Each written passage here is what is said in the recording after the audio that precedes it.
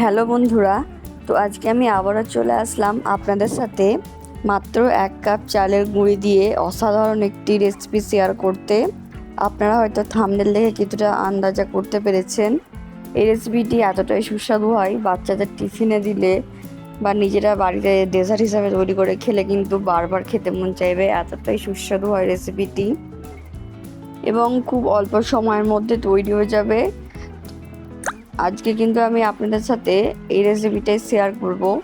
ভিডিওটা শুরু করার আগে অবশ্যই কিন্তু লাইক দিয়ে দেখতে শুরু করবেন এবং এই রেসিপিটি যদি ভালো লেগে থাকে অবশ্যই চ্যানেলটা সাবস্ক্রাইব করে এবং ভিডিওটাকে হাইপ করতে ভুলবেন না। চলুন এবারে ভিডিওটা শুরু করা যাক।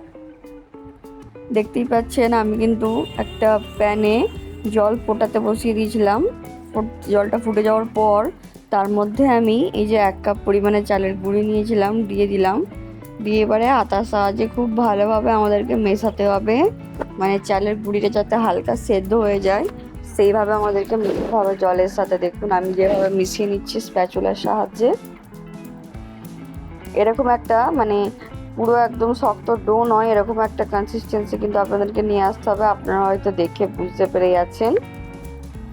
এবারে দেখুন আমি কিন্তু এটা একটা পাত্রে ঠান্ডা হওয়ার জন্য নামিয়ে নিচ্ছি।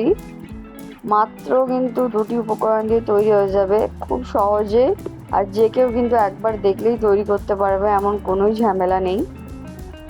তো ওই আটাগুলো একটু ঠান্ডা হয়ে যাওয়ার পর হাতে একটু জল লাগিয়ে আমি এবারে মানে একটু হাতের সাহায্যে এরকম ছেনে একটা স্মুথ এরকম ডো তৈরি করে নিচ্ছি। হাতের সাহায্যে কিন্তু আমাদেরকে ভালোভাবে এটাকে মাখতে হবে। দেখুন আটা মাঝে মাঝে একটু দিয়ে দিচ্ছি যাতে হাতে বেশি চিপকে না যায়। তো এবারে আমার কিন্তু ডোটা কিন্তু রেডি হয়ে গিয়েছে।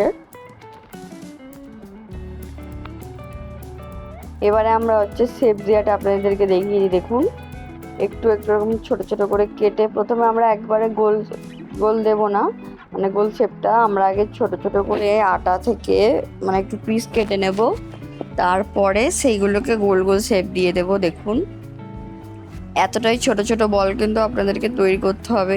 এই যে ডোটা তৈরি করলেন এইটা দিয়ে কোনো শেপ দেওয়ার কোনো ঝামেলাই নেই, একদম অল্প সময়ের মধ্যে তৈরি হয়ে যাবে আর একদম ঝামেলাহীন একটা রেসিপি। যদি বাড়িতে চটজলদি কোনো অতিথি চলে আসে তাদের জন্যও কিন্তু আপনারা এইভাবে সঙ্গে সঙ্গে একটা ডেজার্ট আইটেমের মধ্যে এটা তৈরি করে দিতে পারেন।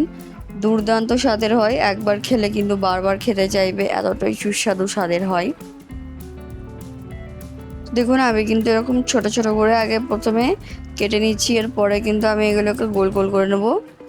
এখানে এই রেসিপিটার মধ্যে শুধু এই পার্টটাতেই যে একটু সময় লাগবে, বাকি কিন্তু আর কোনো পার্টে সময় লাগছে না। দেখুন আমি কিন্তু এবারে এগুলো সব একটা পাত্রে রেখে নিচ্ছি। আমার কিন্তু সবগুলো গোল গোল করা হয়ে গিয়েছে। আপনারা পরিমাণটা কম বেশি করে নেবেন, যেমন পরিমাণে তৈরি করবেন সেই পরিমাণে আটাটা আপনারা আন্দাজ মতো করে নিয়ে নিতে পারেন।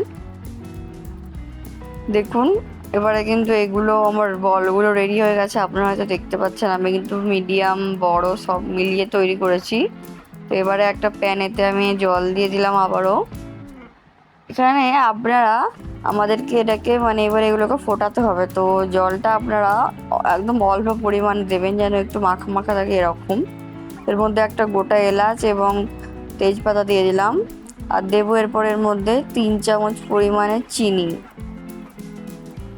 3 থেকে 4 চামচ পরিমাণে আমরা দিয়ে দেবো। যদি মিষ্টি খেতে একটু বেশি পছন্দ করেন তাহলে চিনির পরিমাণটা একটু কম বেশি করে নেবেন। আর এরপরে একটা আলাদা পাত্রে একটু জল নিয়ে, এটা কুসুম গরম জল, তার মধ্যে দুধটাকে গুলে নিচ্ছি।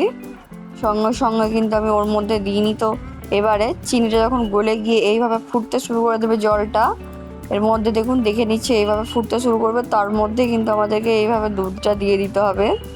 প্রথমে কিন্তু দিলে হবে না। দেখুন দুধটা দিয়ে সঙ্গে সঙ্গে কিন্তু ফুটতে শুরু করে দিয়েছে।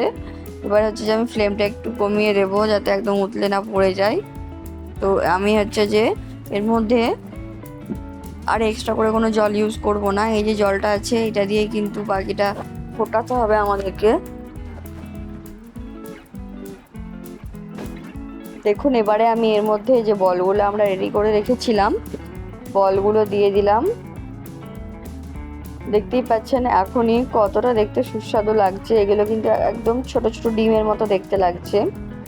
যাকেই দেবেন সেই কিন্তু খেয়ে মুগ্ধ হয়ে যাবে, মুগ্ধ হওয়ার আগে কিন্তু দেখে অবাক হয়ে যাবে, এতটাই চমকপ্রদ একটি রেসিপি এটি।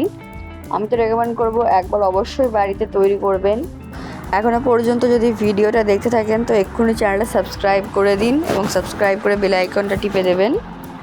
দেখুন এটা কিন্তু আমি এর মধ্যে দিয়ে বলগুলোর সাথে আমাদেরকে ফোটাতে হবে দুধের মধ্যে দিয়ে। দেখুন কি সুন্দর খতবত করে ফুটছে, এখনই দেখতে কত সুন্দর লাগছে আর খেতে তাহলে কতটাই না সুন্দর হবে।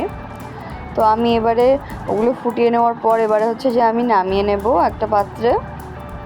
কিছুক্ষণ ঠান্ডা হওয়ার পর এবারে আপনারা এইভাবে প্লেটে পরিবেশন করে নেবেন। দুর্দান্ত দেখতেও লাগছে এবং খেতে কিন্তু অতুলনীয়, একবার যে খাবে সে কিন্তু আপনার বারবার প্রশংসা করবে, এতটাই সুস্বাদু হয়। দেখুন এবারে একটা পাত্রে আমি পরিবেশন করে নিচ্ছি। এই ছোট ছোট বল শেপগুলোর জন্য দেখতেও কিন্তু অসাধারণ লাগে।